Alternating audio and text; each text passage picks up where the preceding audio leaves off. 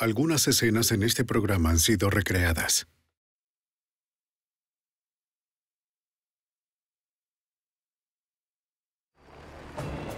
En el sur de Luisiana, las autoridades luchan en su búsqueda por evidencias. La evidencia se acumula prófugo. Ted Kaczynski es arrestado.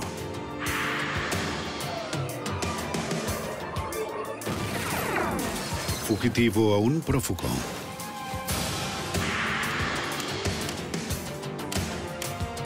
Los archivos del FBI. En Luisiana, un asesino brutal convirtió una zona rural en su lugar de caza personal. Se aprovechaba de los indefensos, los débiles y los ancianos. Soy Jim Castro, exdirector del FBI en Nueva York. El asesino yacía a la espera, atacando mientras sus víctimas dormían. Nadie estaba a salvo, ni siquiera en sus propias casas. Los analistas de conducta del FBI ayudaron a identificar al perturbado y a atraparlo antes de que volviera a atacar. Sin lugar para ocultarse. En este episodio se han cambiado algunos nombres. Laplace, Luisiana, 9 de mayo de 1997. A las 9:46 de la mañana, James Lowell Jr., un oficial del departamento del alguacil de la parroquia de St. John, se detiene en la casa de sus padres. La hermana de Lowell lo llamó al trabajo preocupada porque sus padres no contestaban el teléfono. El oficial descubre que la puerta de entrada está entreabierta. Mamá. Encuentra a su padre, James Lowell Sr., en el piso. ¡Papá! Su rostro está cubierto de sangre. ¡Papá! ¡Mamá! Comprueba el pulso de su padre. ¡Papá! Y no se lo encuentra. ¡Mamá! Busca a su madre. ¿Mamá? La encuentra en la cocina, agredida con brutalidad. Anne-Marie Lowell está inconsciente y su pulso es débil, pero está viva. ¡Despacho! ¡Es Lowell! ¡Despacho! ¡Es Lowell! El oficial pide una ambulancia y refuerzos. Dorking Road. Mi papá está muerto y mi mamá tiene el pulso débil. Envíen refuerzos, por favor. Mamá. Mamá. En minutos oficiales, detectives y paramédicos responden a la escena. El brutal ataque sorprende al detective Todd Himmel del departamento del alguacil de St. John. Esta es una familia muy respetada en la comunidad, bien conocida, buena gente. La mayoría de nuestros homicidios están relacionados con las drogas o tal vez una discusión que se salió de control. Tener un homicidio por invasión de hogar es poco común en esta área.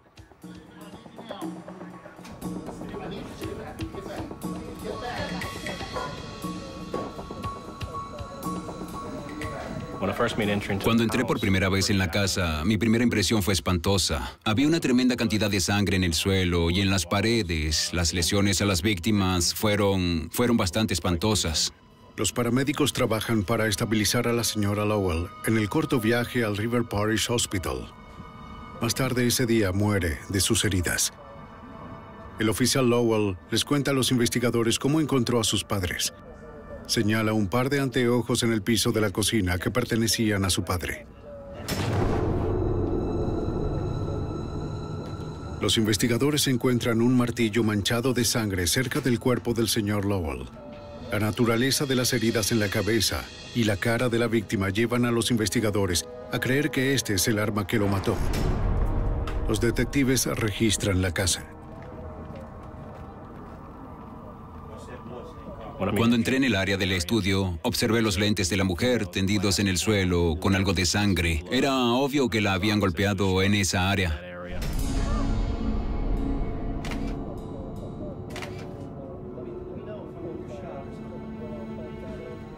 Los investigadores encuentran un cuchillo grande de caña de azúcar, a veces llamado cuchilla lateral o machete. Estaba cubierto de sangre. Era obvio que era el arma que infligió las heridas a la víctima.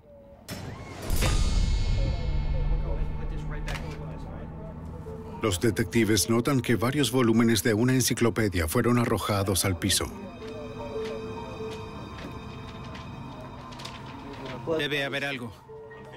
Está bien. Wow, déjame ver eso. Tenemos dinero. Déjame ver eso. Es un billete de $100.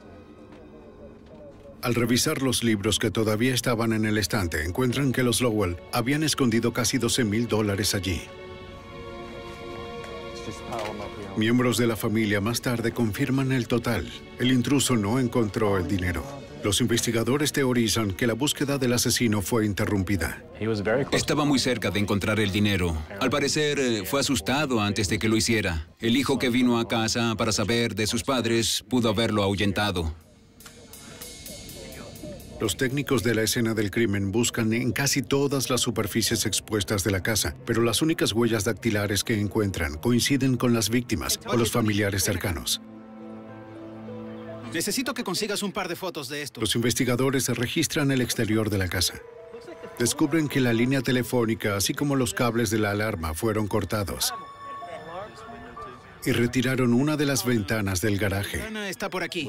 Pudimos determinar el punto de entrada, que fue la ventana lateral. Al parecer, el sospechoso tuvo tiempo suficiente para tomar un cuchillo y quitar la masilla de un panel de vidrio de las ventanas de madera vieja. El detective Himmel sospecha que el asesino se tomó su tiempo para entrar a la casa de los Lowell. La ubicación particular en la que hizo entrada estaba camuflada por una cerca y algunos árboles, de modo que, en esencia, nadie lo vería si estuviesen pasando por la calle. Así que tuvo tiempo de entrar y, de hecho, retirar la masilla del panel de la ventana antes de ingresar a la residencia. Los investigadores se dispersaron para entrevistar a los vecinos de los Lowell.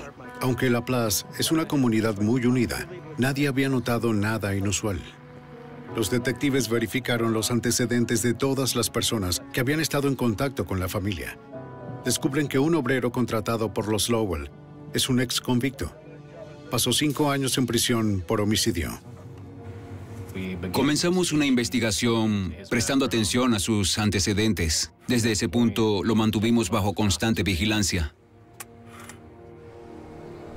3 días después, la policía trajo al obrero para interrogarlo. Afirma que es inocente, pero un examen de polígrafo sugiere que está mintiendo. ¿Alguna cosa? Los detectives obtienen una orden para buscar pistas en el hogar del sospechoso. Los técnicos en escenas del crimen utilizan luminol y luces negras para buscar evidencia de sangre. Los investigadores teorizan que el ex convicto pudo asesinar a los Lowell y regresar con rapidez a su casa. Una vez allí, era inevitable que hubiese depositado pequeñas cantidades de sangre. Pese a sus esfuerzos, no consiguen evidencia. Aunque los detectives no pueden relacionar al sospechoso con los asesinatos, lo mantienen bajo vigilancia. 5 días después, el detective Himmel llega a la escena de un segundo homicidio brutal. Otro miembro prominente de la comunidad ha sido asesinado. Los agentes que respondieron a una llamada de personas desaparecidas descubrieron el cadáver de Joyce Gilmer, de 58 años, en el patio de su casa. Según su familia, su auto está desaparecido.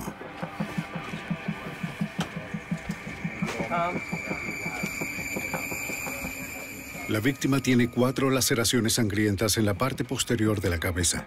El detective Himmel de inmediato sospecha que este asesinato está relacionado con el doble homicidio. Hubo varias similitudes entre los dos. En principio, ambas víctimas eran bien conocidas en toda la comunidad, ancianos. O bien poseían o tenían su propio negocio en algún momento. El arma elegida era un objeto con bordes afilados. Los investigadores ahora se dan cuenta de que pueden descartar la posibilidad de que el ex convicto sea el asesino. Estaba bajo vigilancia constante en el momento en que ocurrió este crimen, por lo que pudimos eliminarlo como sospechoso porque creíamos con firmeza que ambos delitos estaban relacionados. El detective Himmel camina por la casa en busca de signos de un intruso. No encuentra ninguno hasta que llega al dormitorio principal.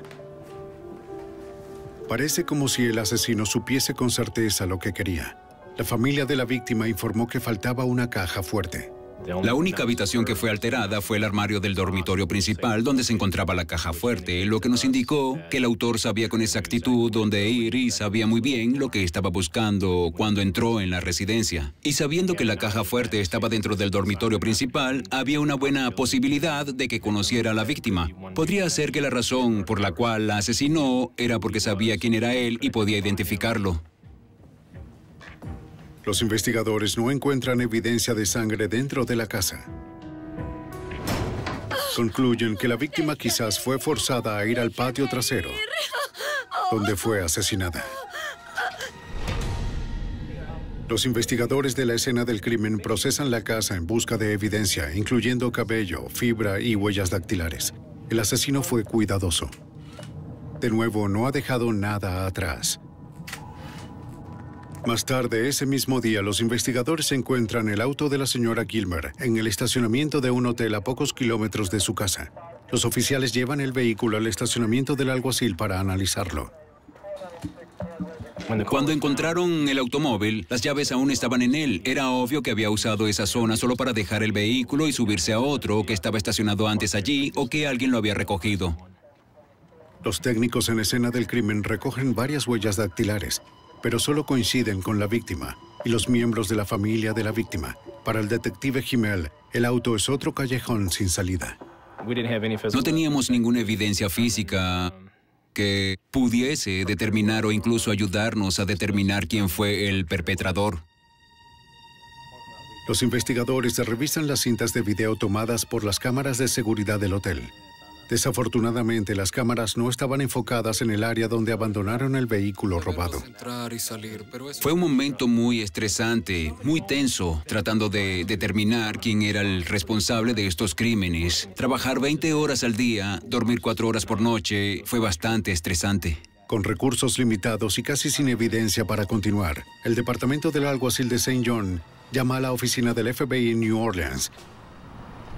Los detectives esperan que los analistas del FBI puedan ayudar a identificar a un brutal asesino. Oye, Hola, Tony. ¿cómo estás? ¿Qué haces?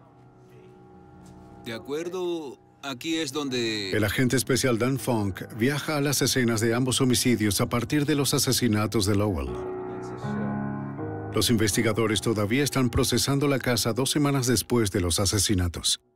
Parte de mi trabajo en el campo, en la escena, es proporcionar toda la información que la unidad de perfiles en cuántico necesita para hacer su trabajo. No están en la escena. Soy los ojos y oídos locales para esa unidad. Lo que hago es ir a la escena del crimen, tratar de absorber toda la información que pueda y luego devolverla a cuántico. El agente Funk intenta determinar paso a paso lo que sucedió el día del asesinato. Estoy buscando un comportamiento preofensivo, ofensivo y postofensivo, que en principio significa lo que el sujeto y las víctimas hicieron antes del crimen. También durante el crimen y después del crimen. Pequeñas pistas ayudan a la gente a establecer una línea de tiempo. Parecía que el sujeto había pasado tal vez toda la noche en el garaje esperando a que las víctimas se despertaran. Lo notamos porque recogieron el periódico por la mañana y la rutina de las víctimas era buscarlo de inmediato al levantarse. Y luego parecía que había café molido en la basura, que indica que hicieron café y se estaban acomodando para su rutina matinal antes de que ocurriese el ataque. Dijeron que hay uno que pertenece al garaje. Según la familia, el arma homicida, un cuchillo de caña o machete, se guardaba en el garaje con otras herramientas. Esa basura. El asesino había de manera literal cortado a la señora Lowell con una hojilla de 1 metro que encontró en su propio garaje. Podías ver sangre en el suelo, sangre salpicada en las paredes. Pasabas por la casa y donde quiera que mirabas había sangre. Solo se podían ver marcas en las paredes y en los quicios de las puertas, donde se podía imaginar que el sujeto balanceaba esto de manera violenta hacia la víctima. No digas ni una sola palabra. ¿Qué está haciendo? ¡Déjeme sola! ¡Déjeme sola!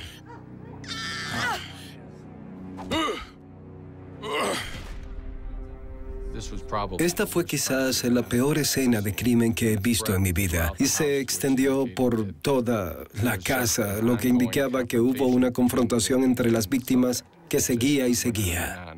Vamos a la cocina. Con el descubrimiento de los lentes de la señora Lowell en el estudio, los investigadores creen que fue allí donde el asesino se encontró con su víctima. Se movió muy rápido por el pasillo mientras la perseguían. Como su cuerpo fue encontrado en la cocina, los investigadores especulan que fue perseguida por el intruso. El descubrimiento de los lentes del señor Lowell en el piso de la cocina sugiere un posible escenario. Para tener los lentes del señor Lowell en la cocina, creemos que ese es el punto de contacto inicial entre él y el intruso. Los investigadores teorizan que el señor Lowell entró a la cocina intentando defender a su esposa, pero notan que su cuerpo fue encontrado en el pasillo. Creemos que estaba tratando de conseguir otra arma o tratando de llegar a un teléfono que estaba en el pasillo. ¿Qué le has hecho? ¿Estás loco? ¡Oh, no!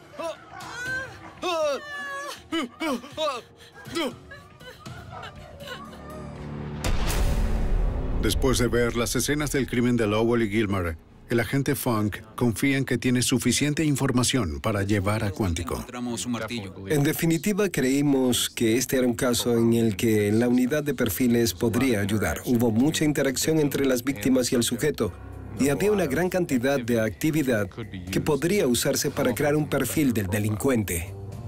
Pero ¿podrían los analistas del FBI ayudar a identificar al asesino antes de que volviera a atacar?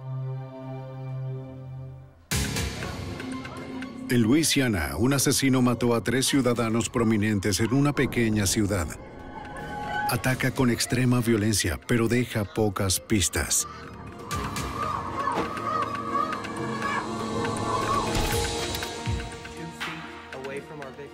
En la sede del FBI en Cuántico, Virginia, el agente especial Dan Funk y los investigadores locales informan a los analistas del FBI sobre los asesinatos. El experto observa que la escena del crimen de Lowell refleja un comportamiento mixto. Así que es una buena arma de 2 manos, muy afilada. No vale nada. El sujeto era organizado en los robos, pero desorganizado en los asesinatos.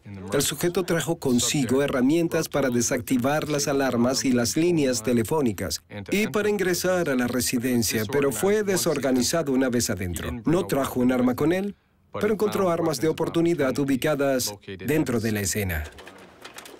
Los analistas también notan que la planificación cuidadosa daba paso a la violencia extrema cuando el intruso se enfrentaba a sus víctimas. La brutalidad de los asesinatos sugiere una personalidad caótica. Tenemos algunas cosas muy buenas aquí, algunas sólidas y buenas. Pero el analista le dice a los investigadores de St. John que no podrá crear un perfil muy poderoso en base a solo 2 incidentes. Un perfil muy sólido. Necesitan más datos. Sentarnos y esperar. Lo que voy a sugerir es volver... El consejo del analista para los investigadores es regresar y revisar en sus archivos de casos no resueltos para buscar asesinatos similares sin resolver en jurisdicciones cercanas. Gracias.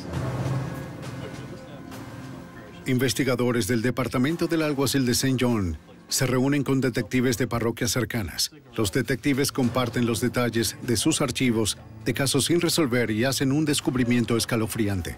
Encuentran que durante el último año, 3 homicidios no resueltos tienen sorprendentes similitudes con los asesinatos de Lowell y Gilmer. Los registros muestran que 8 meses antes, en la cercana parroquia de Ascensión, el propietario de un taller de reparación de automóviles fue golpeado hasta morir con un bate de béisbol de aluminio. Una cantidad sustancial de dinero fue robada de la casa de la víctima. Es dueño de un taller de reparación de automóviles en mi distrito y sucedió alrededor de un año antes de su doble... 5 meses después, en la parroquia de St. James, una mujer de 58 años fue apuñalada y golpeada hasta morir en su casa. La policía encontró un cuchillo ensangrentado en el fregadero. No pudieron recuperar ninguna huella dactilar del arma o en la escena. Fotos. Tenían a una mujer de 58 años. Menos de 3 semanas después, también en la parroquia de Ascensión, una mujer de 71 años fue golpeada y asesinada a puñaladas en su dormitorio. La víctima fue apuñalada varias veces y golpeada con un trofeo. Los detectives encontraron una caja fuerte abierta en el armario de un dormitorio. El contenido de valor desconocido se lo llevaron. Esta mujer, lo que era extraño, es que fue encontrada debajo... Las líneas telefónicas y los cables de alarma de la residencia habían sido cortados. Los investigadores concluyen que el mismo asesino pudo haber cometido hasta 6 homicidios. Pero antes de que el grupo de trabajo pudiera pedirle al FBI que revisara los nuevos datos y creara un perfil más detallado, hay otro ataque. Poco después de las 4 de la mañana del 7 de julio de 1997, los detectives del departamento del alguacil de la parroquia de Ascensión llegan a la casa de Vincent y Julie Rowland. El oficial uniformado informa al sargento detective Mike Tony. La oficina del alguacil respondió la llamada del 911 que recibimos. Después de que la división de patrullas de la oficina del alguacil llegó a la residencia, se enteraron de que había una invasión de hogar. Fue un ataque brutal, fue un ataque perverso contra 2 personas mayores de la comunidad.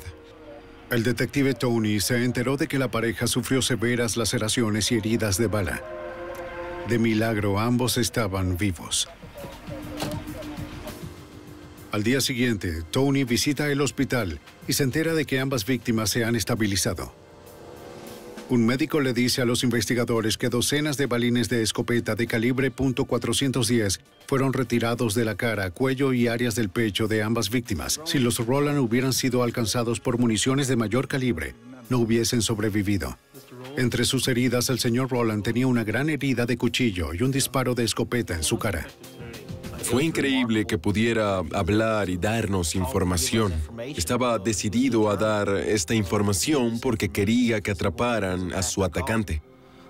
Y dio una valiosa información sobre cómo se produjo el ataque. El hombre le dijo a los investigadores que él y su esposa estaban dormidos en la cama. Eran como las 2 de la madrugada. Se despertó cuando esta gran roca de 13 kilos fue arrojada sobre su cara. Mientras se levantaba de la cama, el atacante comienza a golpearlo en el área facial con el machete. Entonces intenta defenderse del ataque. El hombre lo golpeó con un machete una y otra vez. El señor Rowland le dijo que le ordenaron abrir una caja fuerte que estaba en el armario de la habitación. Le dijo al hombre que no podía abrir la caja fuerte porque estaba muy mal herido. Él y su esposa fueron obligados a ir al baño. La combinación de la caja fuerte. Para ganar tiempo, con intención le dio a su atacante la combinación incorrecta. Sí.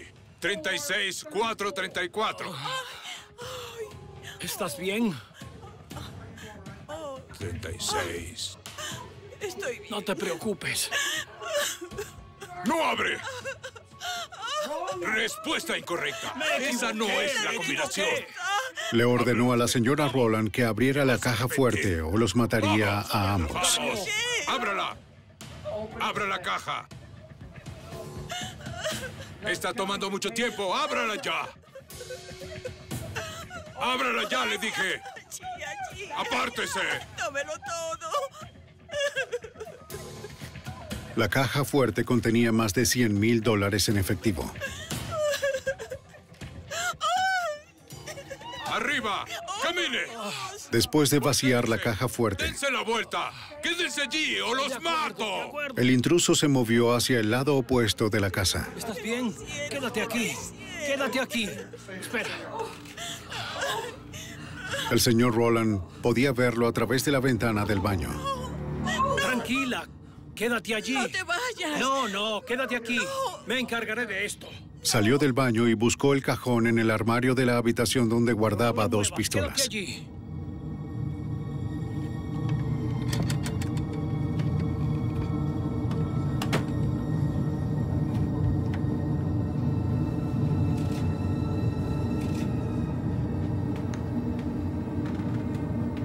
Se escondió detrás del sofá y esperó.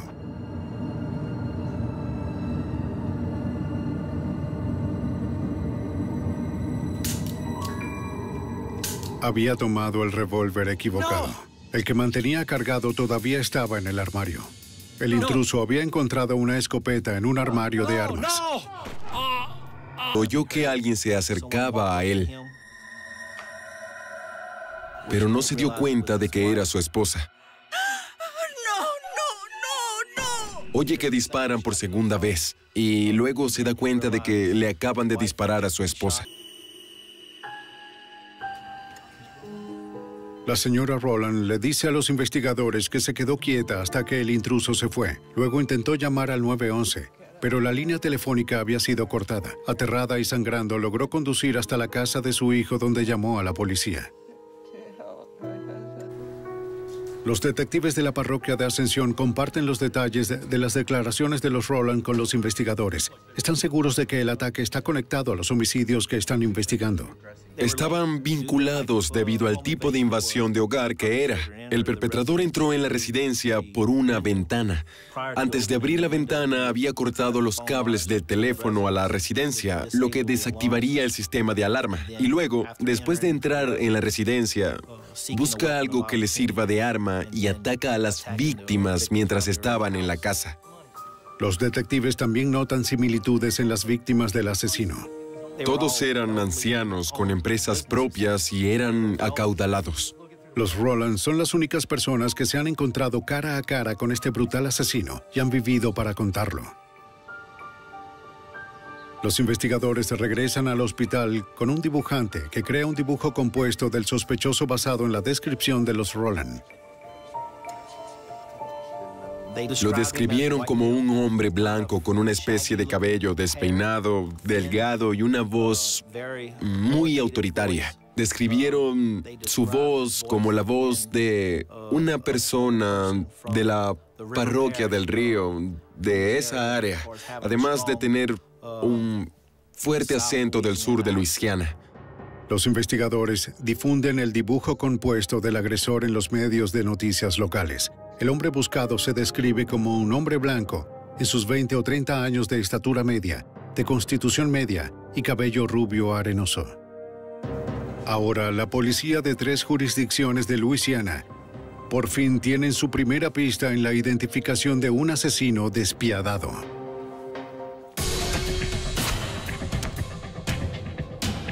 Una pareja de ancianos de Luisiana sobrevive por poco a un brutal asalto a sus vidas. Su atacante ha sido vinculado a 6 asesinatos en 10 meses. Ahora el presunto asesino en serie anda suelto con más de $100,000 en efectivo. Armados con las declaraciones de los sobrevivientes, los investigadores de Luisiana regresan a Quantico, Virginia, para presentar los casos más recientes vinculados a la unidad de perfil del FBI. Los analistas están de acuerdo con que los 6 homicidios y el último ataque puede que estén conectados. Sospechan que el asesino vive o trabaja en la zona. Es nocturno y puede haber comprado recientemente artículos que por lo general no podría pagar. Los investigadores ahora tienen un bosquejo aproximado de su sospechoso, pero necesitan moverse rápido si quieren atraparlo. Agente especial Dan Funk. Ahora tenía 2 testigos vivos. El sujeto estaba bajo presión al saber que había personas que podían identificarlo. Así que creímos que cambiaría su apariencia o incluso podría abandonar el área. Tenemos varios buenos. Los analistas recomiendan formar un grupo de trabajo oficial y pedir al público que esté atento a cualquier persona que muestre alguna de las características identificadas por la unidad. Podemos hacer eso. La apelación pública provoca miles de llamadas telefónicas a la línea directa del grupo de trabajo. Un guardia de seguridad de un casino de videopóker local brinda una pista intrigante. Le dice al detective que uno de los clientes habituales del casino se parece mucho al dibujo compuesto que vio en la televisión. El detective Mike Tony, del Departamento del Alguacil de Ascensión. Describió al individuo como una persona que, antes de estos ataques, iba allí y gastaba muy poco dinero. Mal vestido. Desde los ataques comenzó a gastar mucho dinero. Luego comenzó a usar joyas deportivas. A moverse en una motocicleta nueva, en pocas palabras, cambió su apariencia. Pero el guardia de seguridad no sabe el nombre del cliente. Dio una descripción de la persona, qué aspecto tenía, así como el vehículo que conducía, y este vehículo era muy singular. En realidad, era una camioneta grande, con una gran máquina en la parte posterior de la misma que se usa para levantar motores y llevarlos de un lado a otro. El detective revisa la declaración registrada del guardia de seguridad con el resto del grupo de trabajo. Su descripción del comportamiento del cliente es consistente con el análisis del FBI. Espera un minuto, Al escuchar los comentarios del guardia de seguridad sobre la camioneta del cliente, un detective se da cuenta de que conoce al hombre que se describe. Una camioneta tenía un elevador casero en la parte trasera. Esto suena familiar. El cliente es un mecánico de automóviles que una vez trabajó para un amigo suyo. el mismo hombre que había sido golpeado hasta la muerte con un bate de béisbol en su casa 6 meses antes. Un asesinato vinculado a su sospechoso. El nombre del mecánico es Daniel Blank. Blank es un ex empleado de un taller de reparación de automóviles propiedad de la víctima. Fue una de las 36 personas que la policía entrevistó en relación con ese crimen. Aunque de manera voluntaria había dado una declaración a la policía, los detectives no encontraron nada sospechoso. Una revisión de su registro revela un arresto previo por un robo menor en la parroquia de St. James. Ese es un sospechoso con el que saldré y hablaré. Los investigadores viajan a la última residencia conocida de Daniel Blank para hacerle algunas preguntas.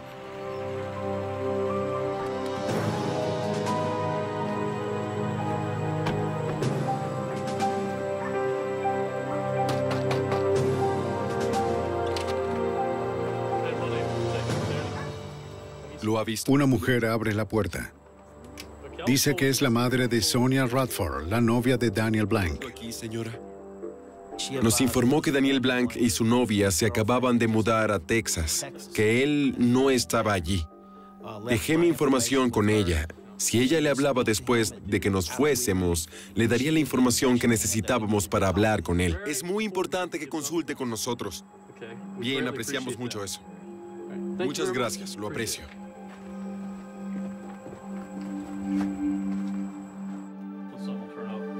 10 minutos después de que el detective Tony regresa a su oficina, recibe una llamada telefónica. ¿Detective Tony? Es Daniel Blank. Daniel, oye, escucha, Dice que está llamando desde Onalaska, Texas. Y mientras estoy hablando por teléfono con él, le informé que estábamos investigando varios homicidios de personas mayores y que en esos homicidios les robaron una gran cantidad de dinero. Y comenzó a ser una fuente valiosa de información. Comenzó a hablar sobre cómo estaba jugando, que estaba ganando mucho dinero, que tenía todos los recibos de sus ganancias de juego. Y durante la conversación me dice que regresará a Luisiana en pocos días. Así que se acordó dónde vendría a reunirse con nosotros cuando regresara a Luisiana. Pero voy a regresar a Luisiana. Bien, Daniel, por favor, llámame tan pronto cuando vuelvas aquí. ¿Te parece? Muy bien, gracias. Adiós. Pero Daniel Blank no tiene intención de regresar a Luisiana, por lo que los investigadores tendrán que ir a buscarlo. En Luisiana, las autoridades identifican a un sospechoso en una serie de brutales asesinatos. Pero a medida que la investigación se calienta, el sospechoso se muda a una pequeña ciudad en el estado vecino de Texas. Los agentes federales en Luisiana contactan con el agente especial Rick Locke en la agencia residente del FBI en Lufkin, Texas. Con los homicidios. El agente Locke a menudo trabaja en secreto, por lo que su identidad debe ser protegida. En cualquier momento en que haya un caso que involucre a la muerte violenta de varias personas y la posibilidad de un asesino en serie suelto, se le da prioridad número 1. El agente Locke le pide al teniente detective Mike Nettles del Departamento del Alguacil del Condado de Polk que localice y vigile a Daniel Blank. Nettles busca en los registros de servicios públicos locales y encuentra a Blank viviendo con su novia Sonia Radford en un parque de casas rodantes en Onalaska. Una vez que lo identificamos, entonces comenzamos a trabajar en tratar de construir un caso para ver si gastaba mucho dinero. ¿Tenía mucho dinero? Porque sabíamos que tomaron mucho dinero de algunas de las escenas de asesinato en el sur de Luisiana. ¿Lo viste bien? El agente especial Locke y el detective Nettles vigilan de cerca al sospechoso. Cuando estábamos realizando la vigilancia de Blank, notamos que había comprado un vehículo cuando llegó a Texas. Había comprado un remolque Luego alquiló un negocio de reparación de automóviles y abrió una empresa conocida como Daniels Automotive. Los registros públicos revelan que Blank ha alquilado el garaje a nombre de su novia.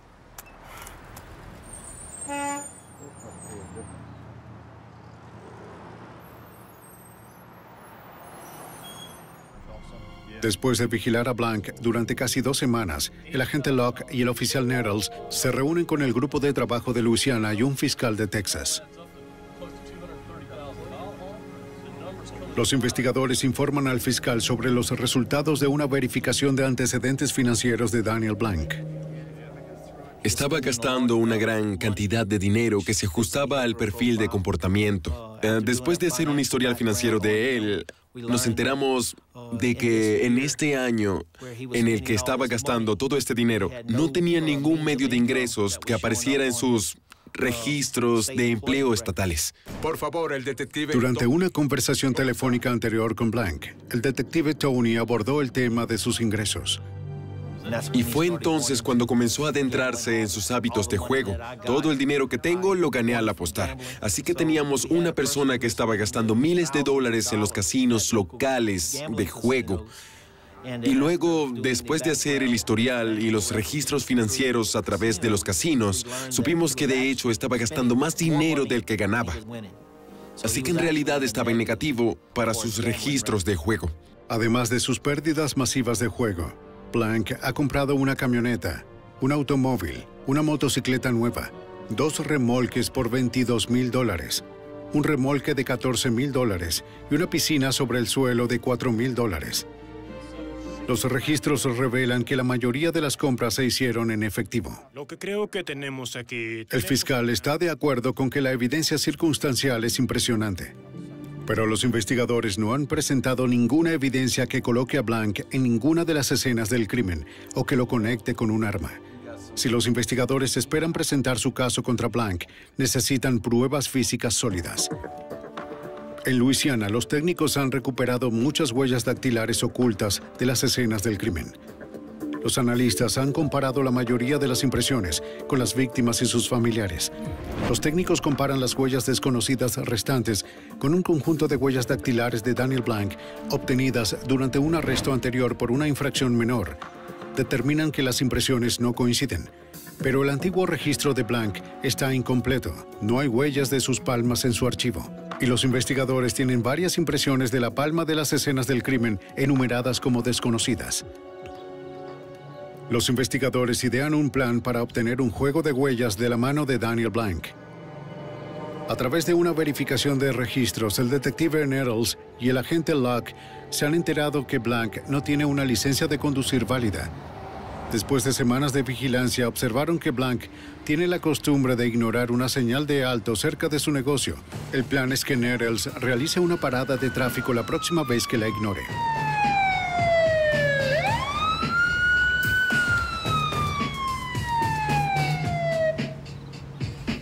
¿Cómo está, oficial? ¿Puedo ver su licencia de conducir? No tengo mi licencia, pero... Como se predijo, Blank no tiene una licencia de conducir válida. Mi licencia expiró. Entonces, vamos a seguir adelante y tenemos que ir al juzgado.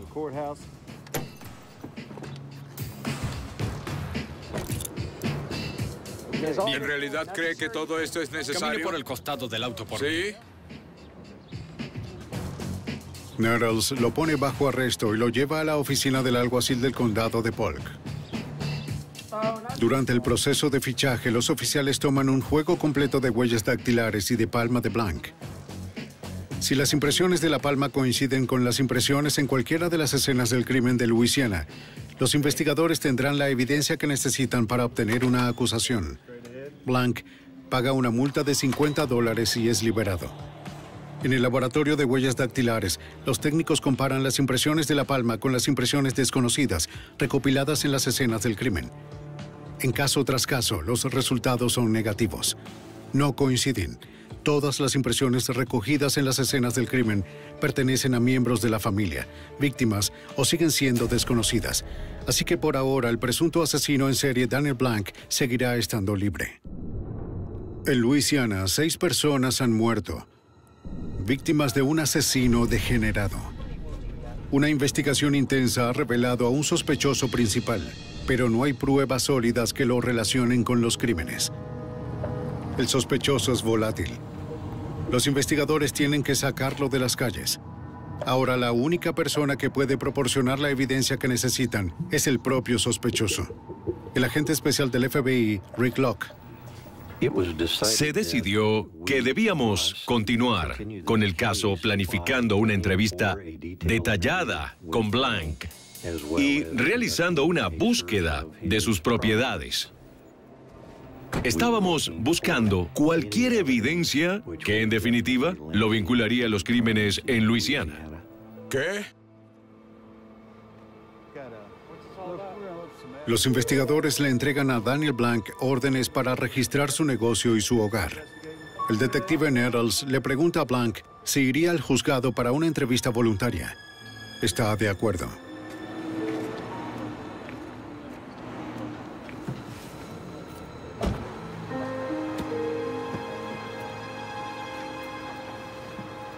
¿De qué se trata todo esto? Blank no es arrestado, pero se le avisa de sus derechos.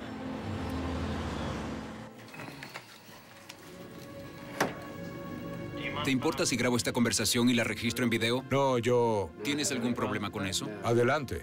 Los detectives de Luisiana, Mike Tony y Todd Himmel, conducen la entrevista crítica. Es mucha presión. Usted sabe que o bien obtiene una confesión y resuelve estos casos, o no lo hace y no tiene nada. No teníamos evidencia física y la evidencia circunstancial no era tan buena como para llevarlo a juicio. Sabíamos que necesitábamos una confesión. Sabíamos que necesitábamos que nos dijera que era el responsable de matar a estas personas. Sin eso no teníamos nada. Nuestra estrategia fue comenzar primero con información de antecedentes con Daniel. Hacerle preguntas de las que sabíamos la respuesta, su vida familiar, su educación, su experiencia laboral. Eso quizá consumió una hora y media. Luego pasamos a cubrir algunos de los homicidios. La entrevista comenzó a ser interesante, diría que tal vez en la tercera hora. En ese momento le habíamos desafiado con algunos de estos homicidios. Le habíamos preguntado si le parecía extraño que 2 de sus antiguos empleadores hubiesen fallecido. Pero estoy seguro de que no lo maté. En ese punto se puso un poco agitado. Estábamos caminando por una línea fina. No queríamos molestarlo hasta donde pudiese irse. No estaba bajo arresto. Podría haberse ido en cualquier momento. No fui yo. No tienes nada que ver con eso. Blank sigue negando cualquier participación en los asesinatos. Parece improbable que confiese algo. En el pasillo, los investigadores interrogan a la novia de Blank, Sonia Radford. También ha aceptado una entrevista voluntaria. Investigando varios homicidios. Fue por completo una entrevista consensual. Era libre de irse. Los entrevistadores se acercaron a ella y le preguntaron si estaría dispuesta a visitarlos en una sala de entrevistas en el juzgado. Y así se hizo. Estuvo de acuerdo. Ya sabes. Sonia le dice a los investigadores que se mantuvo fuera de los asuntos de Daniel, pero admite que a menudo salía por la noche sin decirle a dónde iba. Solo por su trabajo. Sonia también admite que un par de veces lo dejó en las áreas donde se cometieron los asesinatos. Blank siempre le decía que iba a reparar el auto de alguien.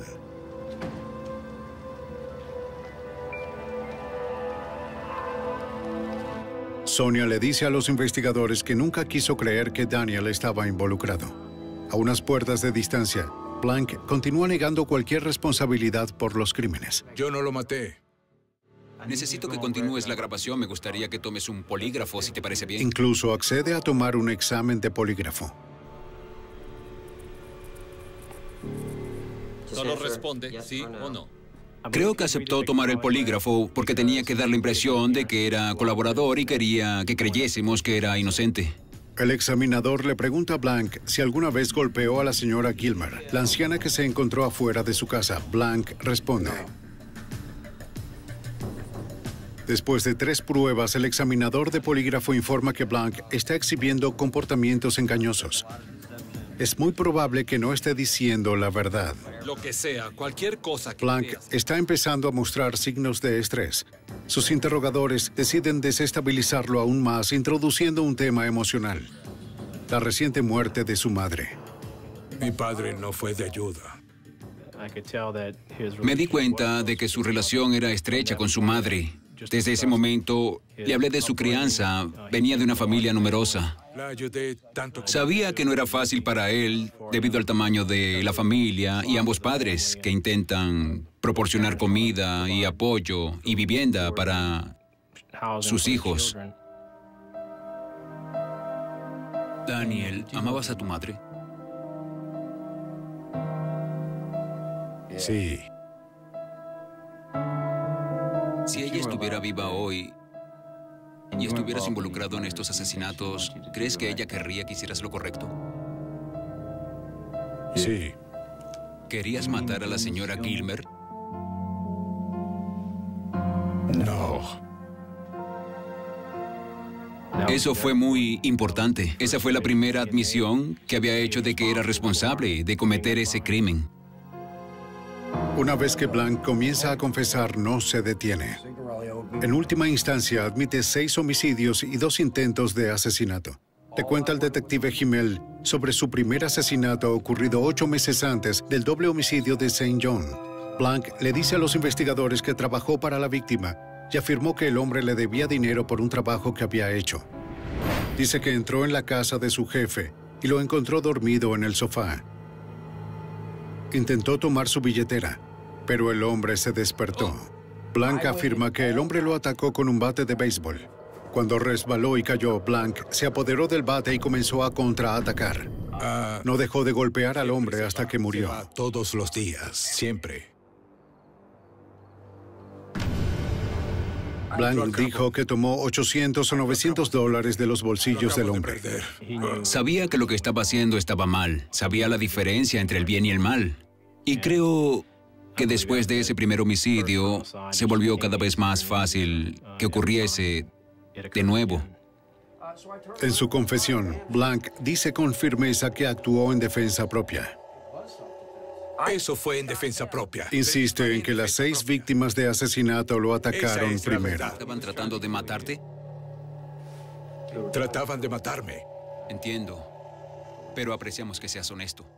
La interpretación de Blanc puede ser sesgada, pero su memoria de las escenas del crimen es casi fotográfica. Su memoria era increíble. La cantidad de detalles que pudo recordar. Ser capaz de dibujar diagramas de las casas. Dibujar diagramas de las armas que usó. Su atención al detalle era increíble. Desde la cerca la escuché. La confesión continúa durante 13 horas. Y fui por el pasillo a ver... Cuando llegó al final, se sentía muy cómodo. Bebía un refresco, fumaba un cigarrillo y se sentía muy cómodo hablando de estos crímenes con detalle. Las autoridades de Texas arrestan a Daniel Blanc por cargos de asesinato y luego lo extraditan a Luisiana para ser juzgado. Daniel Blanc es condenado por 5 homicidios y recibe 3 cadenas perpetuas y 2 condenas a muerte.